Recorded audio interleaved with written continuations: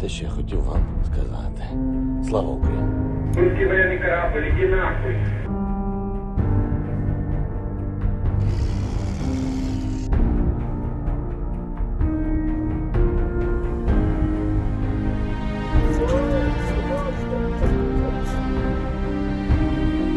Create a coalition of humanitarian, economic, and defensive military support to ensure that Putin fails.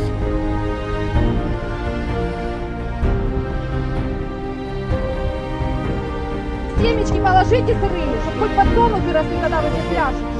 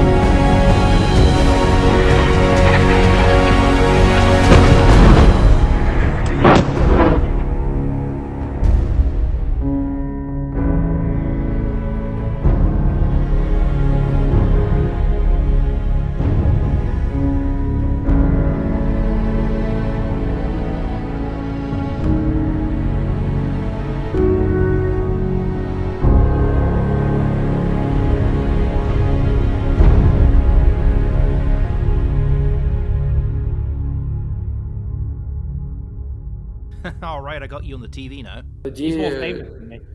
тоді ще хочу передати привіт своїй мамі. Hello, мама. All right, so why don't you start by introducing yourself? I mean, you're a pilot, so tell us what kind of stuff you fly. I fly on Mi-8 and Mi-17 from United States. MI17? Yes, just like Mi-8. Helicopters. Yes, helicopter, yes. Exciting times. Definitely. Absolutely crazy. Absolutely crazy. Am I? I've seen the footage, man. I've seen the footage of Ukraine's helicopter pilots. I saw one piece of footage released by the Ukrainian Air Force in particular, which had an Mi-8, and it was like the shadow was almost touching the landing gear, like how low it was flying over that field. Like I swear, you were cutting the grass, you were like mowing the lawn, like it was that low. I've never seen anyone fly that low. It is incredibly impressive to see that kind of stuff done. I mean, there is a reason in the US we call that kind of thing a suicide run. And the fact that you guys do that like almost every day it will never not be impressive to me. Це все для того, щоб... We do it because the lower you fly, the safer it is. Це. You're trying to avoid radar and stuff. Yes, exactly. All right. So you fly primarily helicopters. You're flying primarily helicopters. Do you I'm actually curious. What do you do this is a bit interesting. What do you do your basic training on helicopters for in the Ukrainian Air Force? Do you start on the Mi-8 like straight away, or do you do ground school as well and that sort of thing? Or I'm actually curious. Взагалі зараз у нас One group of pilots is operating on the front lines, and the other group trains in reserve. Hi, you may be a bit confused at this point. So Pavel here does not speak good English, and we don't speak good Ukrainian, unless you count my massacre of their national anthem and Shish Koreche Naheksil Ichornakava Budlaska, which I think means 6 chicken nuggets and a black coffee, please. One of the many useful phrases I've almost learned. You know what, I'm getting off topic. So anyway, we're having everything that Pavel is saying live translated to us. Badly. Very badly. There's no easy way around this. The translator we had was really bad. we're maybe getting about half of what he is saying. They're kind of just, they're not really telling us what he's saying. They're kind of just giving us like a summary of what he said. So we're getting maybe about half of what he's actually saying, and I think he's maybe getting about half of what we're saying back at him. So hence you're gonna see a lot of discrepancies like this. So I'm gonna pop in every so often and just deliver a little bit of context. Це ви перекласти це. Okay. І постійно And we are swapping places a lot between the frontline pilots and the reserve. хтось в тилу, тобто So there is an exchange cycle going on. основні польоти The main зараз helicopters це currently are Mi-8 M18 and і M124. Yeah, so the Mi-8, the Mi-8 Hip and the Mi-24 Hind. Yes, So Hind. that's Hind. Gotta love the Hind. It is cool. Haven't had a chance to fly that one yet. To fly on M124? Ні, я дивіться. No, I only fly саме я M18 літаю тільки and на M117. Mi-8 і на Mi-17, але є But there are такі пілоти, pilots who які operate літають both на types. обох типах. Yeah, so that's the later model of the Mi-8. It's the so I guess I'll go on with my question, which is what made him want to be a pilot? Did he always want to be a pilot, or was that something he like decided to do before the war, or like growing up, or was it something that he moved into after already joining the Air Force? Like, what made him want to be a pilot? Animarchy is doing a very silly thing here and is talking to the translator, not the pilot. As said previously, we're idiots. I apologize. The war started in 2014. In 2015, I became a student at the University of Air Force. Though I wanted to be a pilot back in my school days. So, like, from a really He's like early me. age, yeah. He's like me, except he actually made it to be a pilot.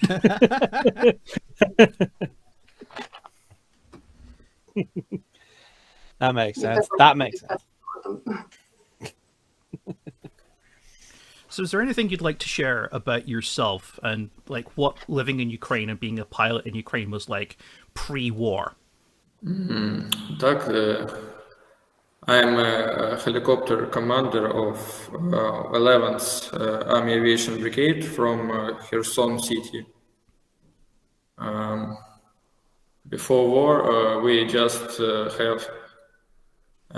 had training flights, and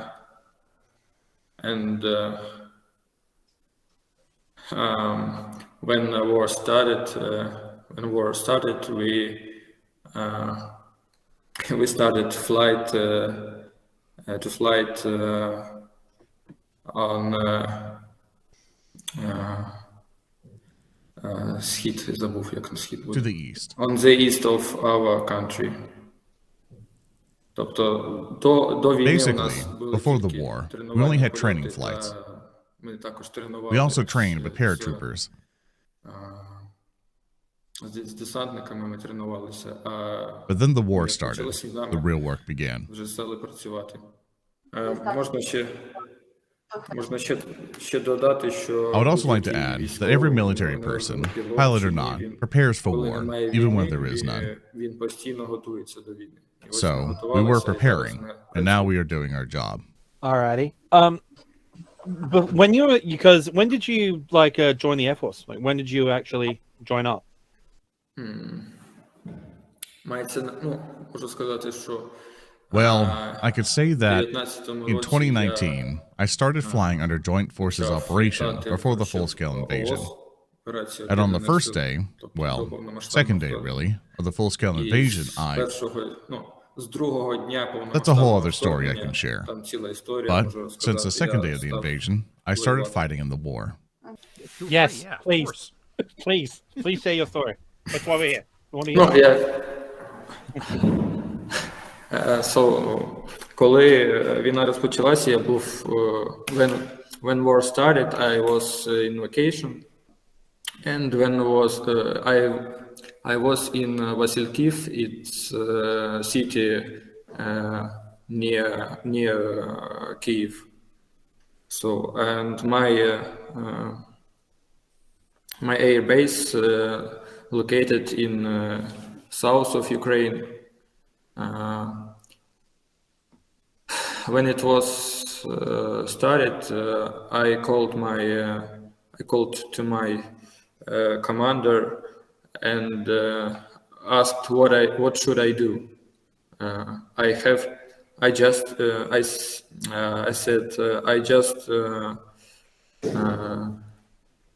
just buy a car. I can drive. I can drive to any base to sit on helicopter and start to work. And he said, Pasha, just sit here. We will call you, or I will call you. He said, and all of that day, I just sitting at home, and I was waiting for call, and I just looked at my phone and just wait.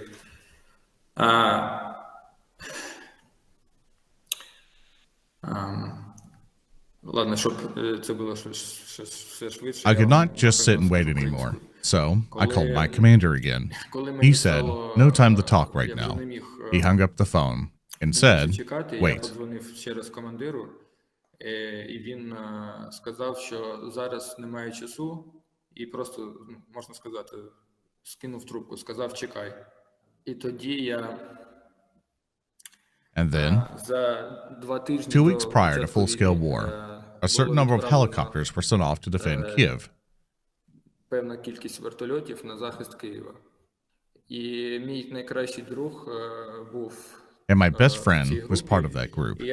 And when the war started, I called him. And I told him, I can't just sit here anymore. Where are you? I will come to you.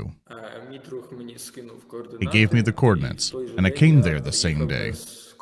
Without the command, just on my own, came to the boys. So when I got there, I only had my military ID with me.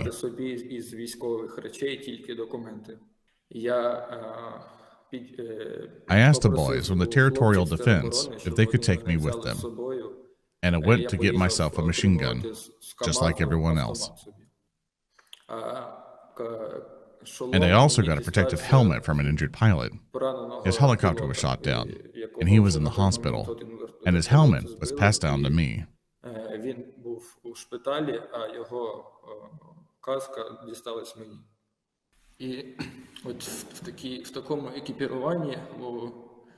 So that was my gear: jeans, a jacket, and a machine gun. With that equipment, I was patrolling with the boys from territorial defense for 4 to 5 days. Just a regular soldier waiting for Russians with a machine gun.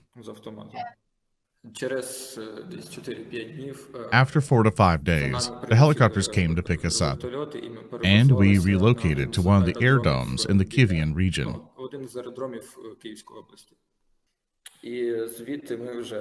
And from there, we started working on attacking the columns of occupiers regularly in the area of the Zhytomyr Highway, Irpin, and Hostomel.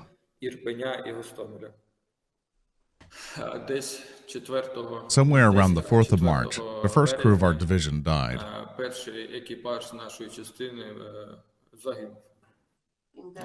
On that day, I came to my best friend and told him, Ihor, I want to live. I'm so scared.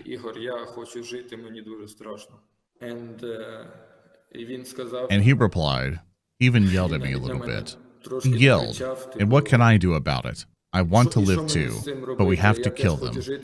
It's our duty. We have to kill them.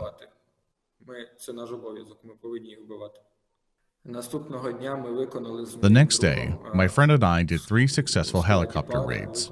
I don't know the exact number of those we took out, but we attacked 3 targets. On March 8, 3 days later, my friend flew out and did not return.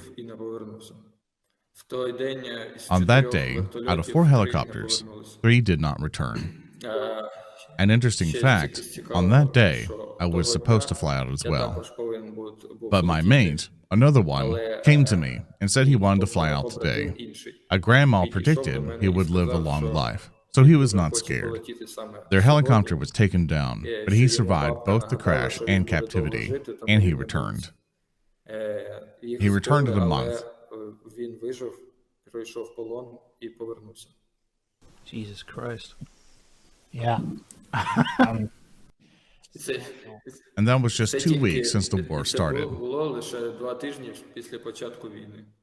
I just want to clarify, so just to make sure the audience got it, because I'm pretty sure I'm getting it sort of straight in my head. So he didn't have an aircraft available at the start of the war, and so he fought against the invaders as part of the territorial defense, as part of the infantry. Yes, of course. I took an oath. I had to defend my homeland with all means available. Okay, I need to say something here. I mean, I know Animarchy has already kind of brought it up, but just let me further his point here. This man was a helicopter pilot at the start of the war, but no aircraft was available. So instead, he drove out to Kiev to meet his friend and joined the Territorial Army. The Territorial Army, which was one of the first responders at Hostomel Airport. Yes, that Hostomel Airport. This absolute legend of a Chad was fighting against the elites of the Russian army, the VDV and the Spetsnaz, in his jeans and t-shirt, with a borrowed helmet and a 30-year-old rifle. He didn't have to do that. He didn't need to risk his life. His orders were to wait. He had a very rare moment in a soldier's life, permission to sit on his ass. But he didn't. The thing is, this is confession time. We were prepped for a completely different interview. There was a bit of a miscommunication. We were prepped to interview a Ukrainian MiG-29 pilot undergoing training in America. Our prepared questions were about the main differences between Soviet and Western aircraft philosophy, technical questions on the MiGs, and the realities of fighting in a modern air war. We were expecting to deal with a man who was a bit of a pilot jockey, gun-ho and maybe a bit full of himself as pilots tend to be. This man's story about what he did during the opening days knocked us to shit sideways. For the rest of the interview and for several days after, both me and Animarchy were utterly shell-shocked. We needed to have a stiff drink after this interview. In fact, we had several. All we could really do was just let the man speak as we fumbled through our list of questions. Again, I apologise, neither of us have really interviewed an active combat veteran before. There is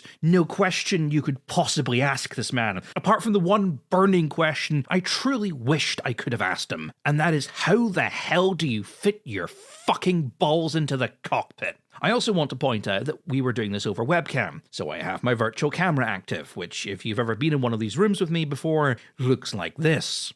While he's talking about all of this, there's a giant pig waving its arse in the background, and I can see everyone's eyes. They're all focused on it. They're all watching this pig wave its arse while he's talking about his dead friend. I will never be allowed to interview someone again. And they'd be right to do that. Christ. Honestly, I don't see anything remarkable about that. It's the duty of every military person, an ordinary act. You do what you need to do, but that doesn't make it any less heroic.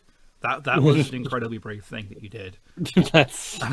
I don't really have. I have no words for that. I don't have a word, dude. I gotta be honest. That's a hell of a first day. That's a first day and a half. I've had some bad first days in my life, but that's not that rough. Ooh. Okay, I think that's over to you, Pig. I think. Well, so that was your day at the start of hostilities.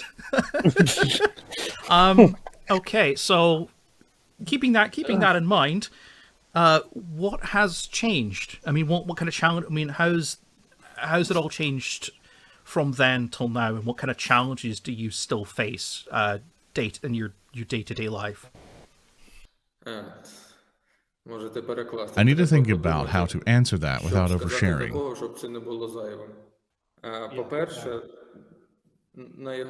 Firstly, the main obstacle is the enemy's Su-35, as well as other airplanes. They don't allow us to do our work normally. Big obstacle.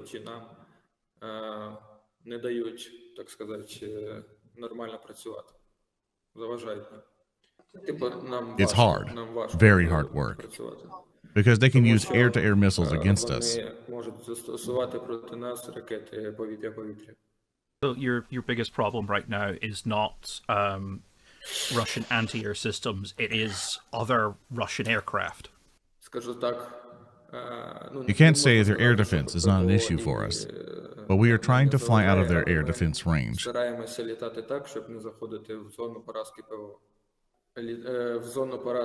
not being in firing range of airplanes is not possible. We fly within their strike range all the time. I can also add this. While flying on the previous mission, I thought, God, when will we get those F-16? Yeah, that is not the same intensity as Ukrainians, obviously, but trust me, for those of us who are supporting Ukraine's struggle for freedom, that is a question we are also asking every single day. Why won't our governments hurry up and provide them? But we need them as soon as possible. Because, yeah, which leads into one of my questions here, which is, well, you've kind of answered it partly, but like, what's it like flying at the front under like combat conditions? Like, I mean, without talking about sensitive information, you know, like how you sort of handle doing combat work as a helicopter pilot. I'm speaking about myself here. I can't speak for others. Before battles in the Kyiv region, I did not fully understand how dangerous it was. But after all that, I am not as scared.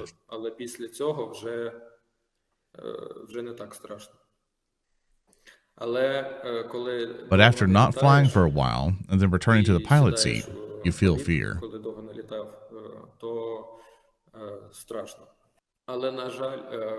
Unfortunately, when you perform 10, 15, or 20 flights within a short period, the fear diminishes. And that is a signal that it's time for rotation. Because if there is no fear, you risk dying.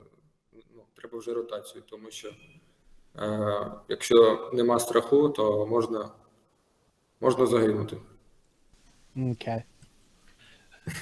So, like, so on the operational side, I've noticed, what's the lowest he's flown? Like, what's the lowest altitude he's flown? Probably 1 meter. Jesus Christ.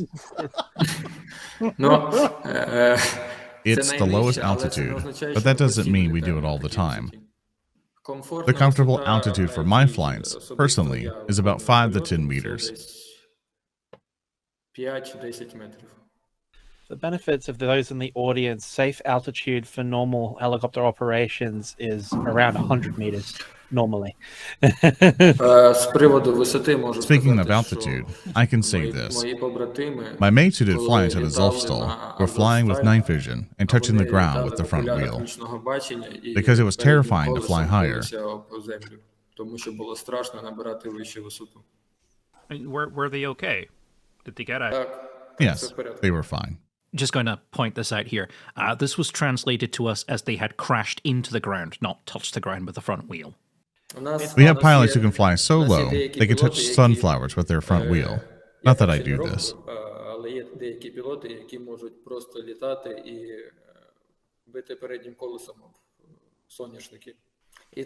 And it makes this sound.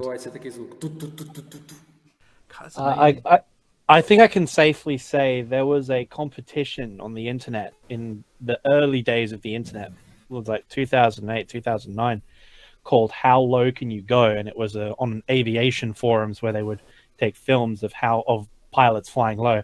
I think the Ukrainian aviators have won that competition forever, as far as I'm concerned. Yes, but we do it due to hardships because we have to. Fair enough. I mean, so go ahead, Vic. I mean, I'll just go to the next question, unless you have any follow-ups, Animarchy. No, go on. Okay. So, with consideration to the kind of problems that you face right now, especially with like Russian aircraft and anti-air systems and what have you, being forced to fly that low to avoid interception and radar systems. What equipment, in terms of Western equipment, Western aid systems, and just in general assistance, would you say you need most to help resolve the issues that you currently face? Єдине, що, на мою думку, зараз нам необхідно, What we need the most, aside from helicopters, are onboard defense systems. необхідні бортові комплекси оборони, які So, we are shooting at infrared countermeasures. Тобто, We are shooting down heat-seeking missiles manually. Russians have special equipment that does this automatically. спеціальне обладнання, яке We don't have anything like that. ми такого не маємо. Their threats called Vitebsk.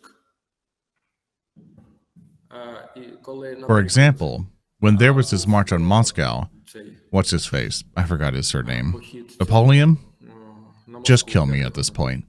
It happened recently, a couple of months ago. Наполеон? Та тільки що ось His пару plane was місяців shot тому down. Його збили на літаку. Пригожин. Prigozhin. When Prigozhin marched on Moscow, Ka-52 aircraft tried to shoot at his columns. Prigozhin's people shot at the helicopters.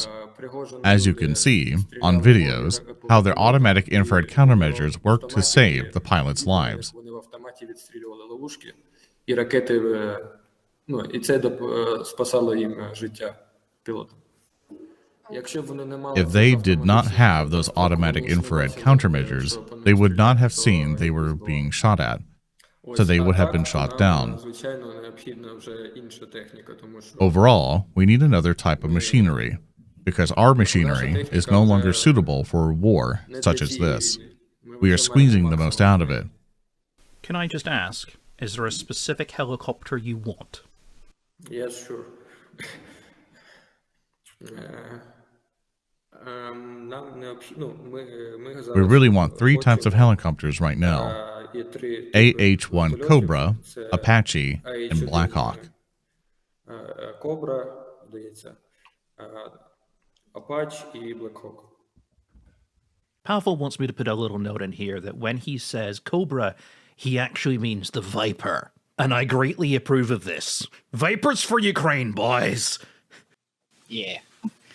Cobra, Apache, Black Hawk, you know. Going from an MI8 to a UH-60 is that's a hell of an upgrade. I approve of that. I approve of that choice. Absolutely, Black Hawks to Ukraine, definitely. Black Hawks to Ukraine.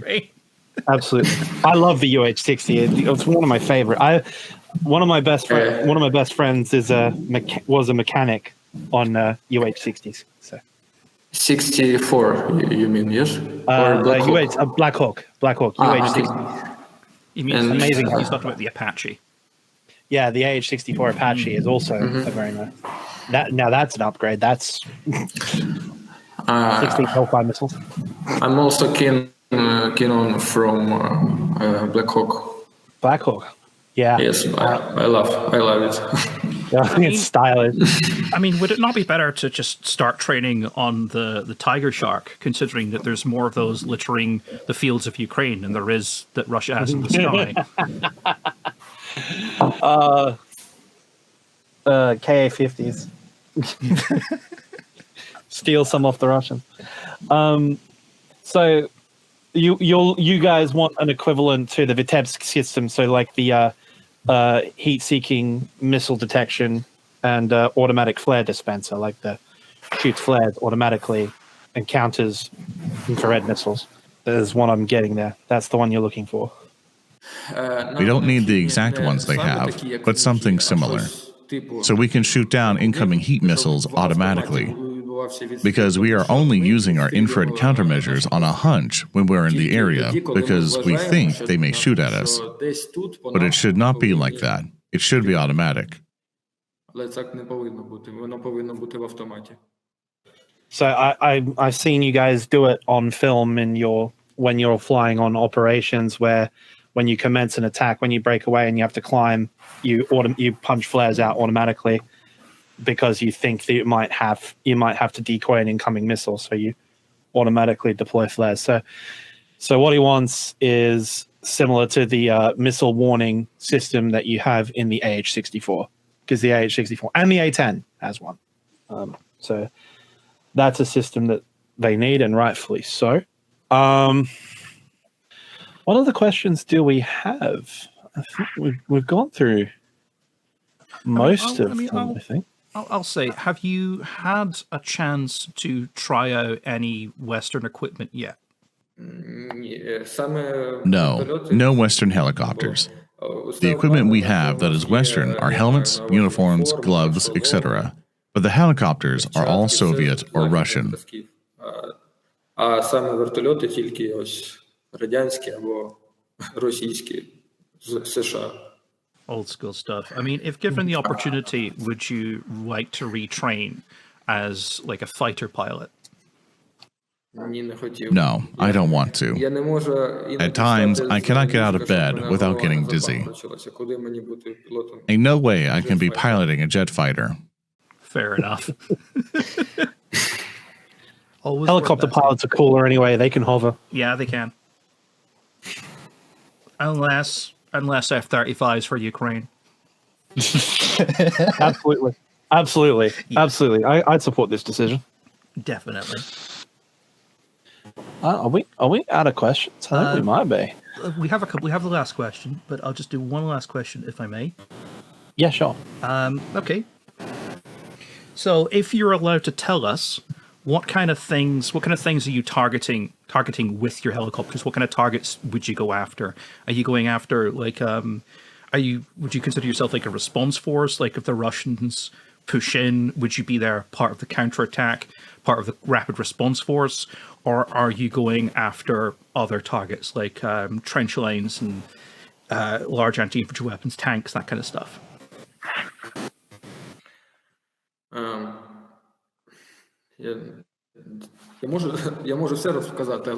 I could tell you everything, but will it be jail later for that? Okay. Understandable. Of course, we are partaking in the counteroffensives. That's all we do, basically. With our targets, the High Command gives a target. We map it out and figure out if we can get there or not.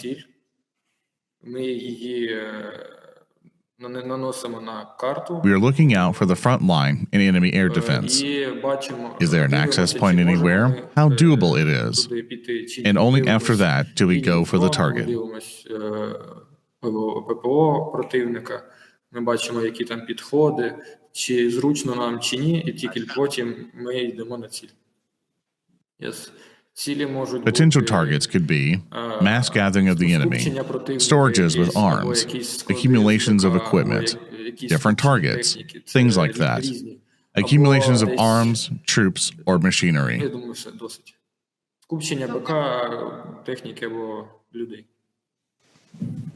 Okay, that makes an awful lot of sense. Okay, so what do we got? Okay.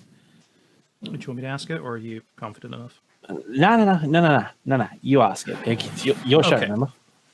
Okay, so I mean, I'll say we in the West get a very sort of sterilized view of what is going on in Ukraine. Is there anything that you want to tell people in the West, especially? Do you have anything you want to say to the people who support Ukraine globally? I mean, not just in the West, but globally around the world.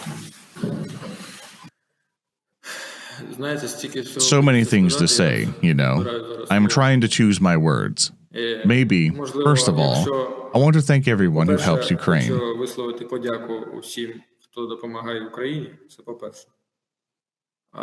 The people who don't support Ukraine, I would like to say this. If you think that Putin would stop at Ukraine, you are wrong. If we, Ukraine, and the whole civilized world don't stop him, he will go further. He will come to Europe with war. He will go further. Я маю на увазі Україна і весь цивілізований світ. То він піде далі. Він піде на Європу і далі, і далі. I think we're out of questions. Yeah, we're out of questions. All we have to say is, honestly, thank you so much for thank you so much for this. Thank you for coming on. Really do appreciate it. It's been a huge eye opener. I'll start again. It's been a huge eye opener. Thank you for having me here. I'm glad to be here and to talk about Ukraine, about aviation. Mm-hmm. And again, if there's anything we can do to personally help you, if you have any fundraisers going on, we can help promote that as well. Yes, I need Black Hawks and Apaches. Please give it us, please. I'll put it in the word with the boys. Trust me. When I see an F-16 shoot down the first Russian jet, I'm holding a party. I'm gonna hold a party. Me too. You're invited. Get the whole squadron in. Get the whole squadron in. Get all the boys. We'll come to Ukraine. I've got a bottle of I've got a bottle of Johnny Walker Blue Label, so you know. So I will wait you in Ukraine. Welcome. As I keep telling my friends, I'm going to, like, and someday when all of this is over, we're all going to hold a big party on the western end of the Kerch Bridge, and we're going to be there to see it. I'm going to be there to see it. All right. I think that's about it. You got anything else, Pig? Nope, that's everything. All righty. But I guess the only thing is to say goodbye with the traditional farewell, which is, of course, Slava Ukraini. Slava Ukraini. Героям слава. Героям слава. Героям слава. Take care. Bye. Bye, guys. Bye-bye. Okay, so little update. I know he was joking when he asked us for a Black Hawk, but I did say I'd see what I can do. And I found one. It's a 1980 civilian version. It's in private ownership. It is in Europe. The Ukrainians have had a look at it. They want it. And the owner is willing to sell it to us. I'm not going to beat around the bush here. He wants $5 million for it. And I'm going to be honest with you, all the fundraising I have done so far, not including the stuff from the NATO store, has equated to about $60,000 in total. And a lot of that was my own money. This is completely unrealistic in our end. We can't do it. We can't fundraise a fucking Black Hawk. What we can do, however, is get supplies that Pavel has genuinely asked for, which is mostly things like these helmets. These are HEU 56s. They're worth their weight in gold, and they want as many as they can get their hands on. I have a potential supplier. I have an aid worker who is willing to drive them across the border for me. All I need is a big bag of money. Guess where you come in. So all the money this video makes from ad revenue, premium income, and super thanks will go towards this fund, as well as any donations I receive via my extremely neglected Buy Me a Coffee, which I'll link in the description. If we get enough of these helmets, any money left over will go towards field generators that a lot of recon, drone, and medical units have requested. They're on discount right now, and I need about 4 of them. Anything left over will likely go to Frontline Kitchen. They'll buy winter clothing, food supplies, medical supplies, drones, spare car parts, whatever people need. If, however, one of you or more is a benevolent millionaire and we end up with 5 million, then Pavel's getting a Black Hawk, baby. Oh yeah. But I'm going to be honest with you, that's not going to happen. Anyway, thank you very much for watching. Big thank you to anyone who donates. You know I love you all. If you like this, maybe we can interview some more people. If you didn't, I'm gonna go do it anyway. Bye.